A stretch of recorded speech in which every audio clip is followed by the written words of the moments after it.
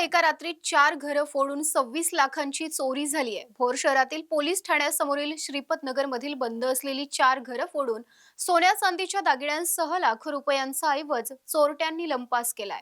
Bhor police ठाण्यापासून अगदी जवळच असलेल्या 4 घरांत पहाटेच्या दरम्यान या घरफोड्या झाल्या आहेत.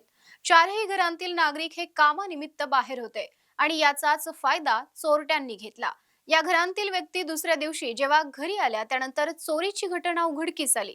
18 तोळे सोने, 2.5 किलो चांदीसह 9,35,000ची रोकड असा एकूण 26,35,000 रुपयांचा ऐवज घेऊन चोरटे फरार झालेत. या घटनेनं भोर शहरातील नागरिकांत भीतीचं वातावरण निर्माण झालंय.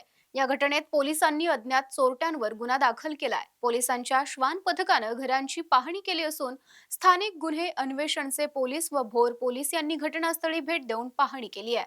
या गुन्ह्याचा पुढील तपास संयुक्त पद्धतीनं केला जातोय.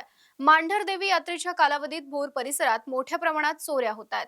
त्यामुळे यात्रेच्या कालावधीत शहरात येणाऱ्या मुख्य मार्गावर चेक नाका करून प्रत्येक वाहनांची नोंद ठेवली तर चोरीच्या घटना कमी होतील असं नागरिकांचं म्हणणं आहे.